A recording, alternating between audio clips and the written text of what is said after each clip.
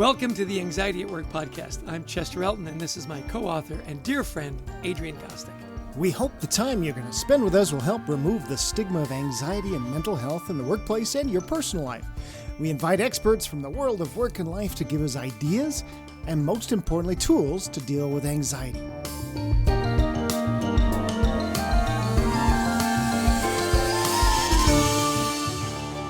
We want to thank our sponsors, Life Guides. The holiday season is upon us, and that can elicit a range of emotions for people. It's also a time to connect with those that we care about, and in the context of our businesses at this time to reflect and plan on what is to come in the coming year.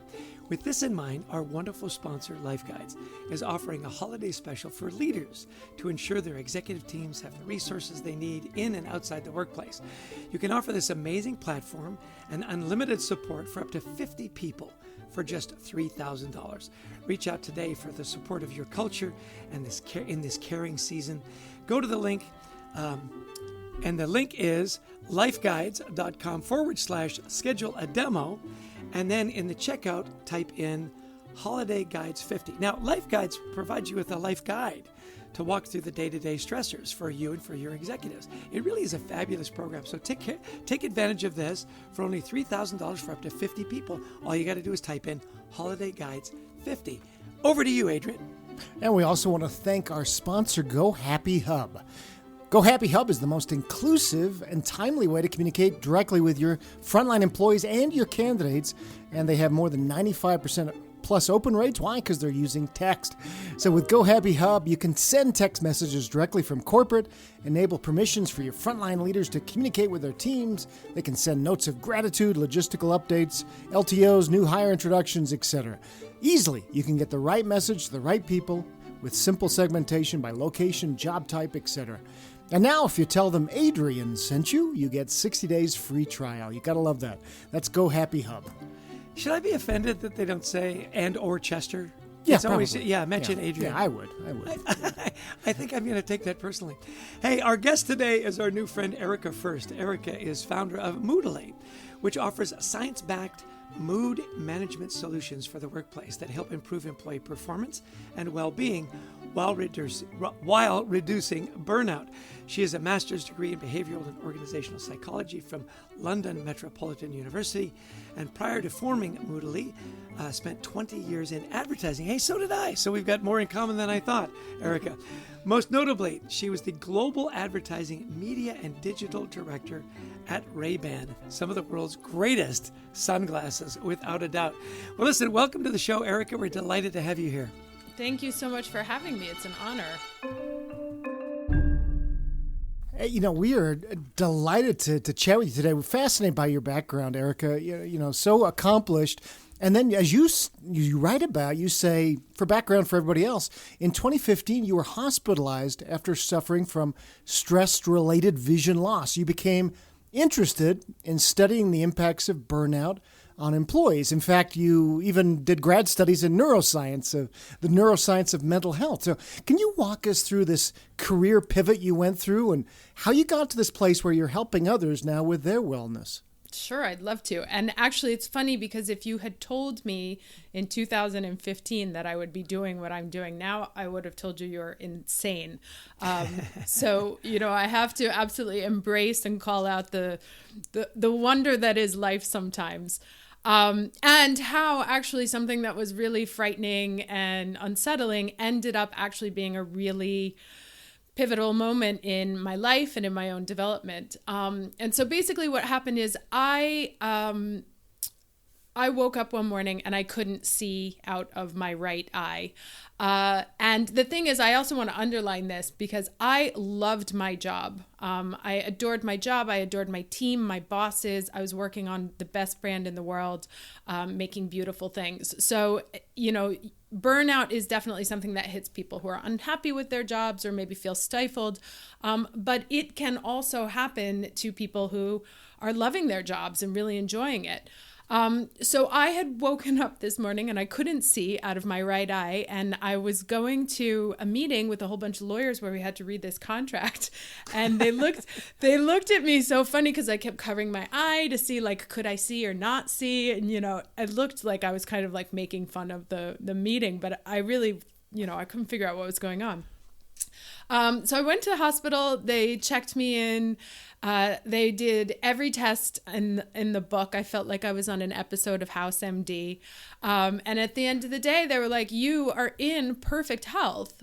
What's happened, we think, is sort of like a domino reaction from your lifestyle, from being overly stressed and just operating at those levels for such an extended period of time. So I took some time off. And actually my definition of taking time off was I decided to renovate an apartment I had bought, which actually made me realize that I wasn't stressed before. But I came across, I had entered into contact with neuroscience in that period. And my mind exploded listening to some of the neuroscientists speak and seeing their work. And so I became very passionate about it. And then I had another sort of situation where a dear friend of mine commit suicide.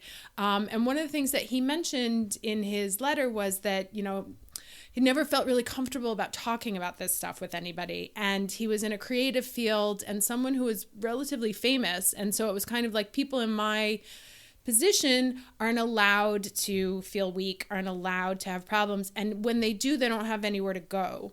And so I kind of had this idea that I was sort of like marinating in my head that I wanted to do something with my tribe, which people I identified with, creative professionals, people in the professional workplace, that would somehow allow them to get closer to mental health benefits.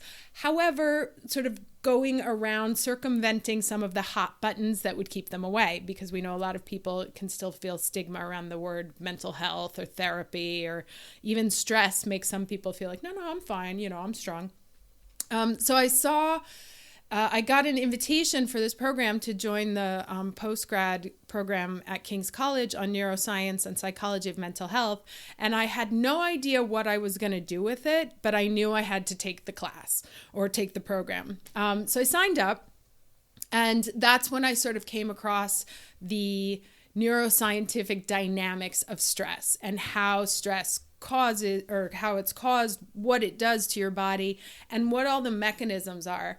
And there was a technique that they used in emotional testing, which they called mood induction. They would bring people into the clinic because, you can't test in real time for emotion variance. You'd have to have a scientific team like waiting in your corner for you to be in a bad mood.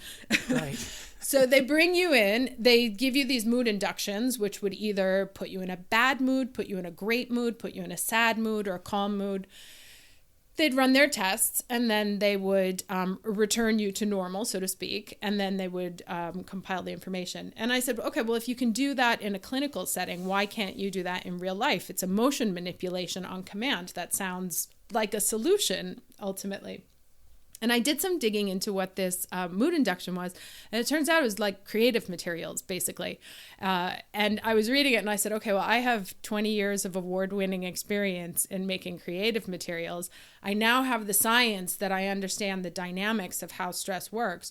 So maybe I could put together a team or a tool where I use creative materials, scientifically designed, to help people stop the mechanisms of stress in real time in a package that's palatable, let's say, to even a more resistant customer.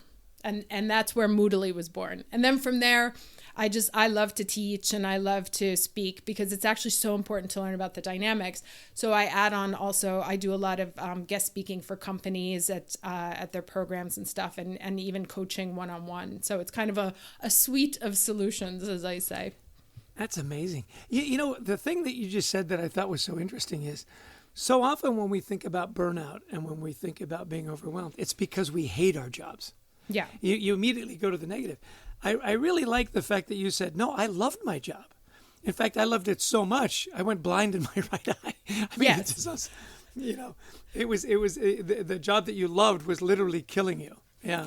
And I was very lucky because after I left the company, it went through some very severe management changes, which was, I don't want to say it was a gift to me. Obviously, it was they're part of their process. But I think if the company had stayed the way it was, I would have gone back within a few months. So it was kind of that push I needed to really carve out a new path for myself.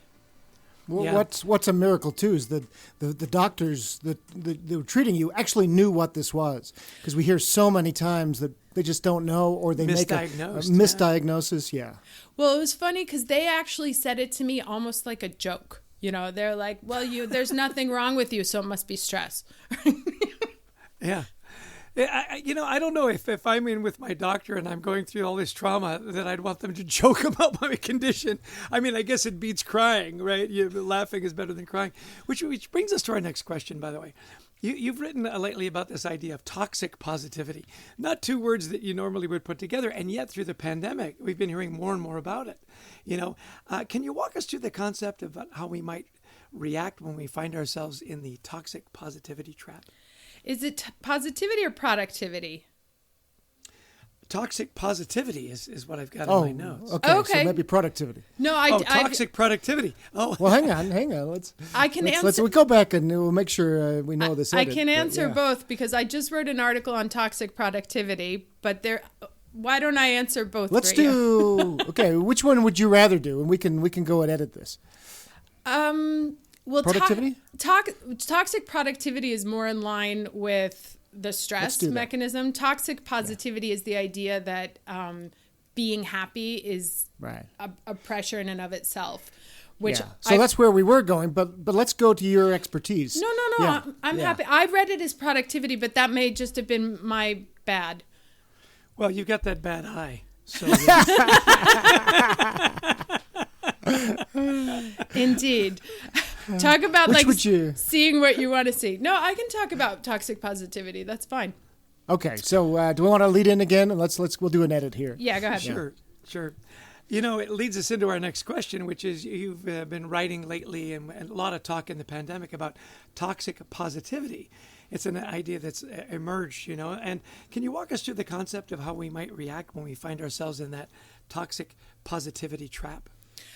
Well, toxic positivity is kind of when you feel obligated to be happy all the time. I do teach, a lot of what I teach is about, about being aware of the positive, because actually our brain has a negativity bias and it loves the negative. It goes there faster. And there's also some research that shows that for every negative thing, negative thought, negative word, you need 5 positive just to balance it out. That's how dramatic it is. Now, where toxic positivity comes in is when you absolutely refuse to feel anything but positive. It's like, no, it's fine. It's all going to be good.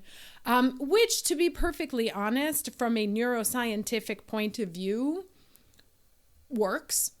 Where you don't point your attention to doesn't exist for your brain. So there's kind of a double negative there. But it's like out of sight, out of mind, literally.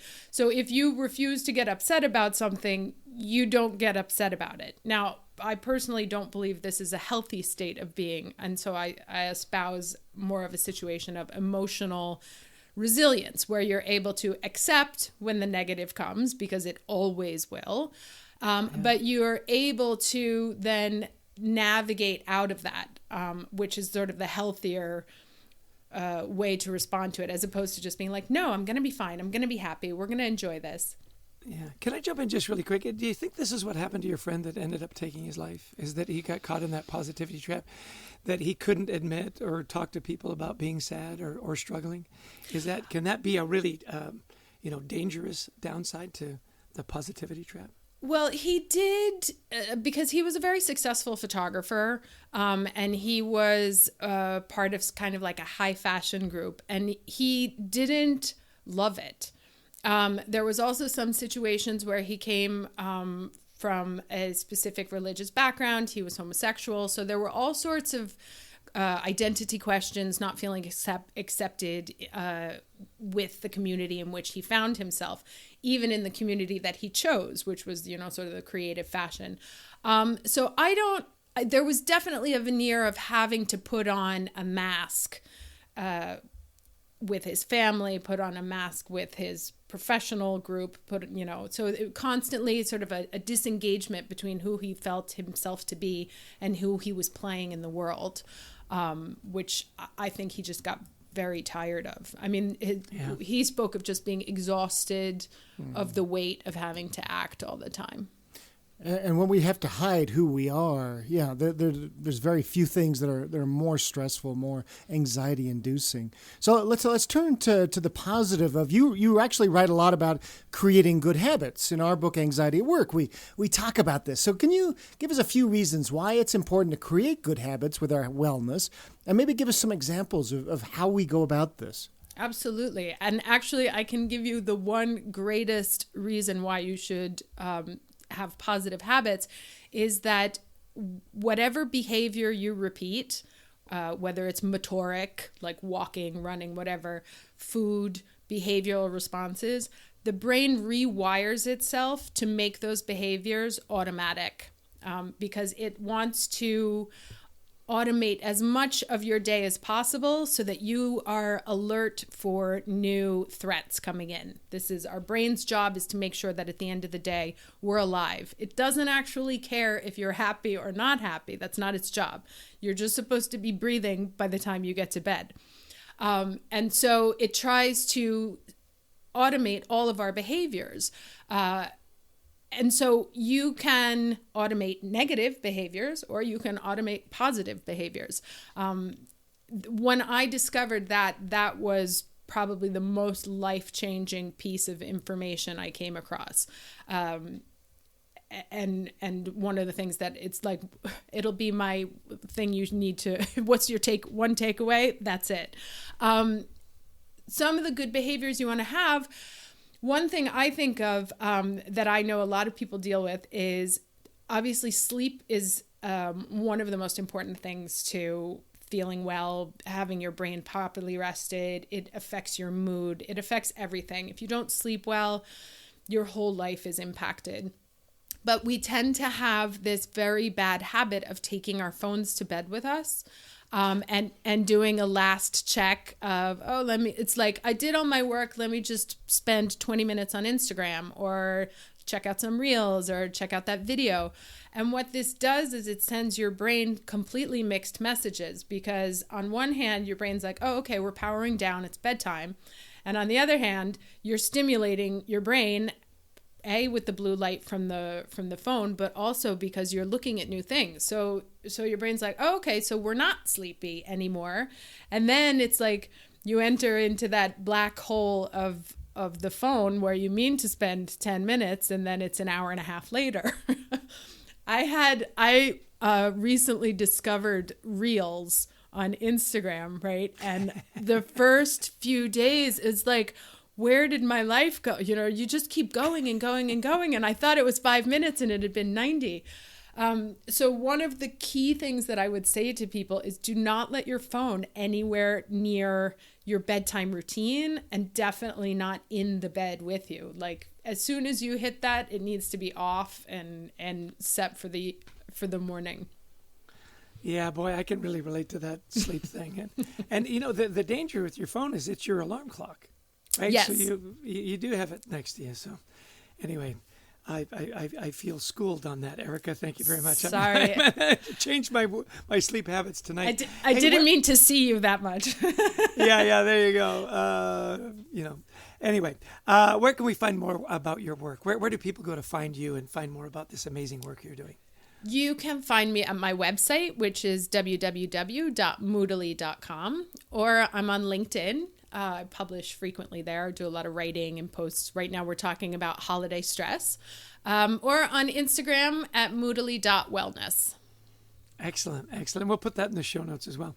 Hey, you also talk about outsmarting stress. People that are listening to this podcast, they're going to want to know exactly how to do this. So really an interesting concept. How do you put it to work? Like, how do you outsmart stress? Well, the first thing is to learn the dynamics of stress, how it works, what it does. I mean, these things happen to us every day and we know almost nothing about them. We don't know what stress is, how it starts, what it affects. And so it's just this kind of thing that we live and that we hope will go away at a certain point, but we don't ever learn the tools to manage it. And this is why we can be overwhelmed, because not only do we know how to like prepare ourselves, have a strategy, or pre, during, or post. Most people are kind of like, I did a study once about how many people were aware that their or that their mood and stress affected their performance in their day. Response, 99%. How many people had a strategy for how to deal with their moods or stress? Was 20%. Hold on, it gets better. Of those, of that 20%, only 1% of those were actually like healthy, scientifically based interventions. Other ones were like, go get a drink with my friends at the end of the day. Yikes. Eat comfort food, which those are, believe it or not, those actually, stress has so many secondary illnesses that are associated to it because it's a systemic response. So the first thing I always say is you need to learn the dynamics of the stress response, how it works, what causes it, the triggers that it has in your body. Because once you're aware of how the machine works, then you know where you can intervene. And the simplest thing, without talking for the next 6 hours, which I'm available to do if you like, but the simplest thing I can say is that everything originates with your thoughts. And this is not hippie woo-woo stuff. This is 100% neuroscience. Your thoughts command the physiological, hormonal, electrochemical reactions in your body. So if you allow negative thoughts, you're going to react negatively. And usually what stress is it's a quick, instantaneous, subconscious decision that what's coming at us is greater than our ability to respond to it. Because if I said to you, like, tomorrow you have to teach 5-year-olds how to color, you're not going to get stressed because you definitely have the tools to do that. You might not like kids, and that's a different question. Like, that may cause you stress because you're not a fan of children, but the technical needs to teach someone how to color, you'd be pretty confident. If I told you there was some super senior exec coming who wanted to examine your finances, that would cause stress because you might feel like, oh, what if this happens? What if that happens? Because the brain, again, with the negativity bias, always goes to the worst case scenario. And so the first thing we want to do is remember that it's our thoughts that command the body's reactions. And the second is be very, very conscious of your triggers. We know that our mother-in-law is probably going to drive us nuts. We know that exes or bosses or whatever calling us on the weekend is going to make us crazy. So have already kind of a strategy in mind for when my boss calls me on Saturday. I'm not just going to freak out like I do instinctively every single time. I'm going to let the phone ring and I will collect myself and then I will call him back. But it's good to have like a strategy in advance for how you're going to deal with the things that you know are going to come up. So yeah, I don't know if that answers the question. No, really helpful. You know, it's interesting. I love, my biggest takeaway was it starts with your thoughts. You know, I took a tennis lesson a while ago and the pro there, and I've been playing tennis my whole life. I'm not particularly good at it, but I enjoy playing, right? And he said, every shot starts with your feet. And I'd never thought about that before because so often in tennis, the mistakes happen because you haven't put yourself in the right position. Right. And so when you said it all starts with your thoughts, I thought, hey, it's just like tennis. It all starts with your feet. Control your thoughts. Yes. And then have a plan on your triggers. That was really helpful. A big takeaway for me. Thanks, Erika. Awesome. And it's very simple, but it's so profound. It's so powerful if we do these things. So I love what you're saying here. I'm noticing our time. We gotta keep moving. So I want to ask. Right now, there's so many people who are feeling overwhelmed at work. What are some simple things we should start doing and maybe stop doing in work every day? And also managers. What advice would you have for some managers as well with their teams right now? Well, managers they're in a tough position. I'm gonna be honest about this, because not only do they have to deal with their own situation and stress and productivity and performance, but they are also the glue that keeps the entire team together. And they set the tone for the team, they set the mood for the team, and they set the morale. So I've spoken to so many bosses and managers in this period who are like, I am just barely keeping it together for myself. It's so hard for me to even be there for other people. Like, I'm trying to keep it together in my family. I'm trying to keep it together at work, and things are just slipping through the cracks. So for managers, the first thing I would say is, since they do have such a pivotal role, and there's a thing called emotional contagion, which basically means that our emotions are contagious. Literally, the definition is in the title. And so if you are a manager in a bad mood and you come into a meeting with your other teammates, they pick that up and that they take it home with them. So the first thing I always advise managers to do is, before you have any sort of meeting or any group thing, to get yourself right first. Like, do whatever you need to calm yourself down, get into a not even a good mood, but a neutral space where you're not passing anything on to other people. The other thing I would advise is to take the time to connect with the employees in a human way. Like, call them, check up on them, 5 minutes before a meeting. Hey, how are you doing?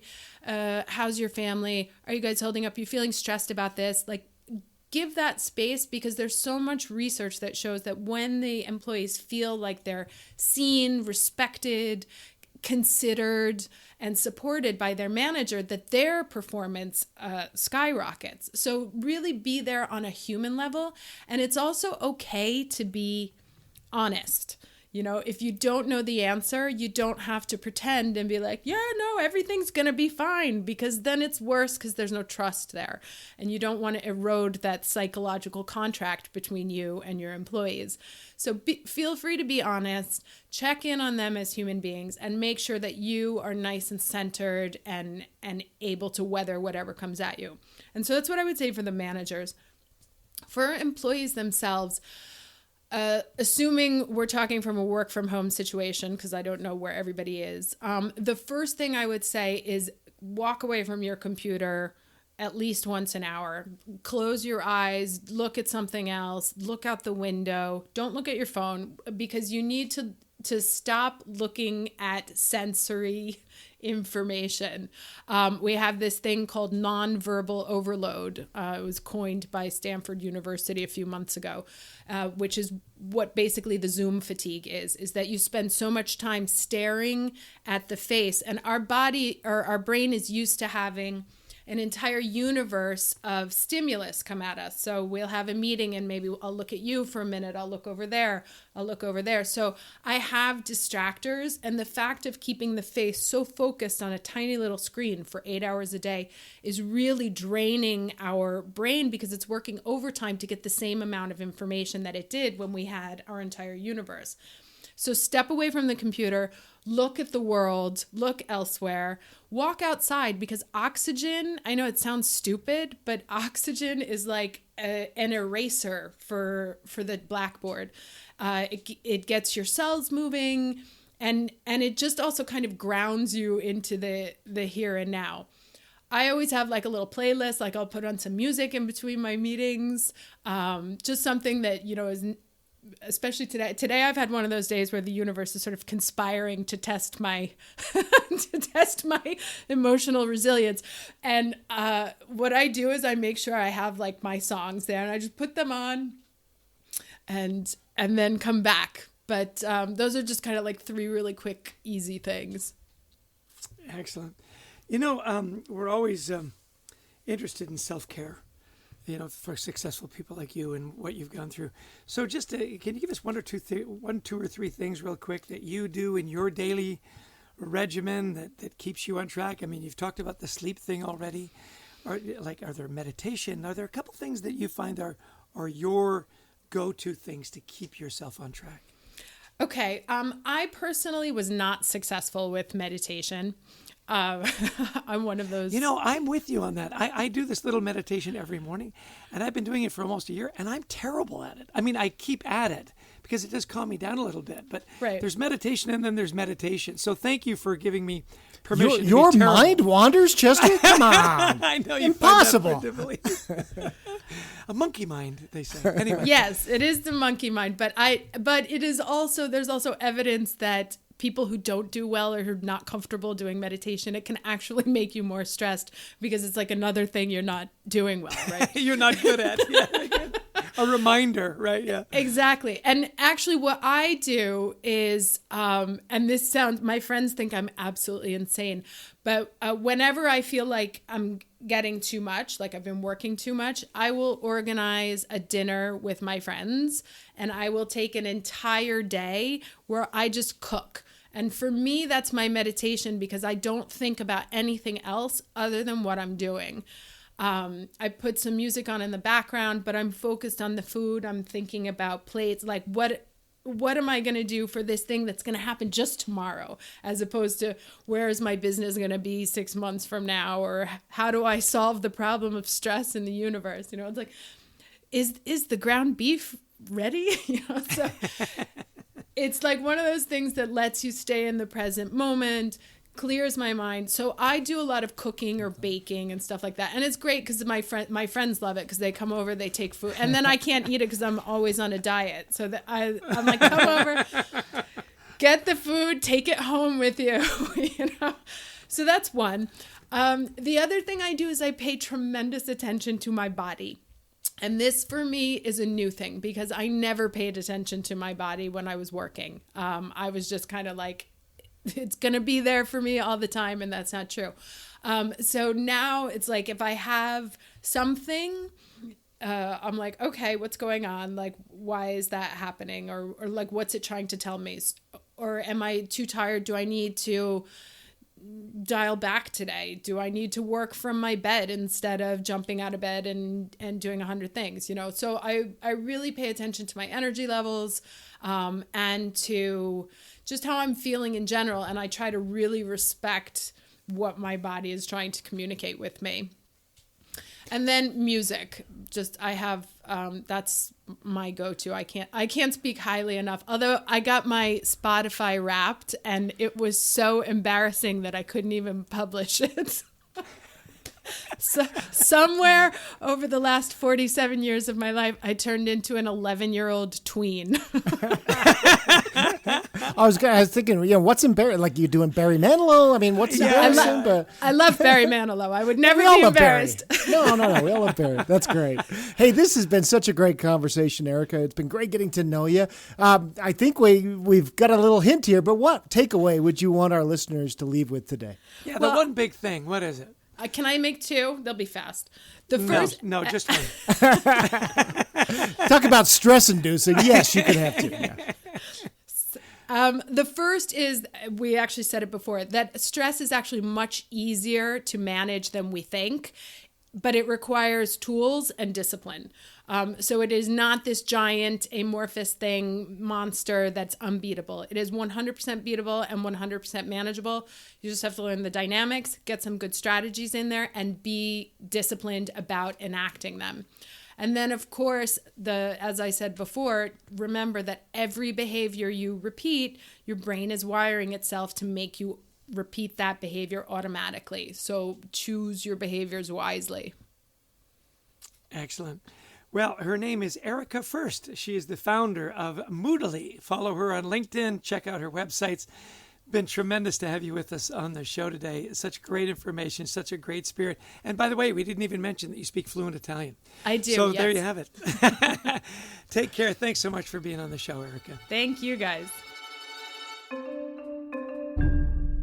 Well, Chess, another great guest, so fascinating, and such important work that Erika is doing. So, my first takeaway, is this such a kind of interesting insight, is that we always think about burnout as affecting people who hate their jobs. Right. And no, it can affect people who love their jobs and are really engaged.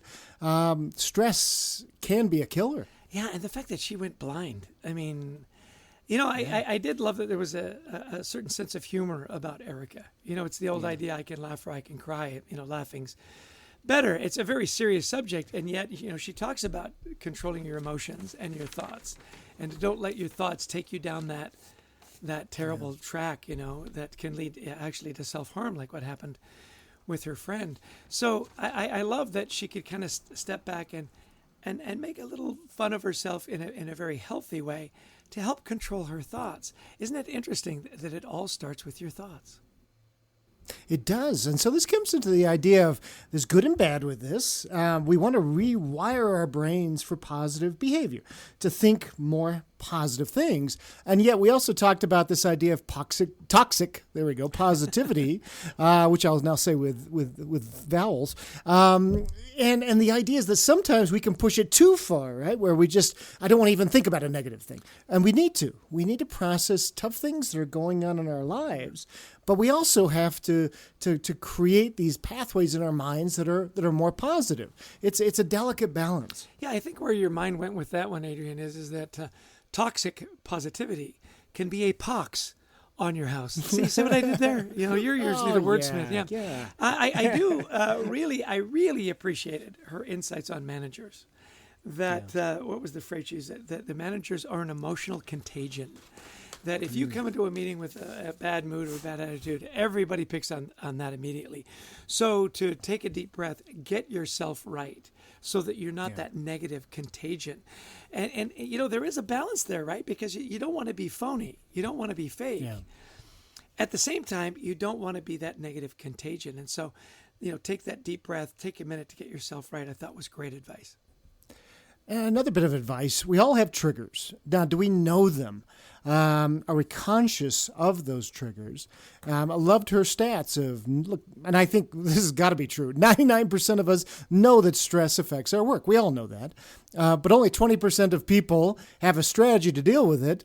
And of those, most of it is negative. They'll, get a drink, eat comfort food, or they'll do something negative. Only 1% of those people have healthy choices when they get into stress. So the point is, what other, impact, what other, element has such an impact on our performance, and we have no way to deal with it? Really tragic. Yeah, no, I loved her idea there.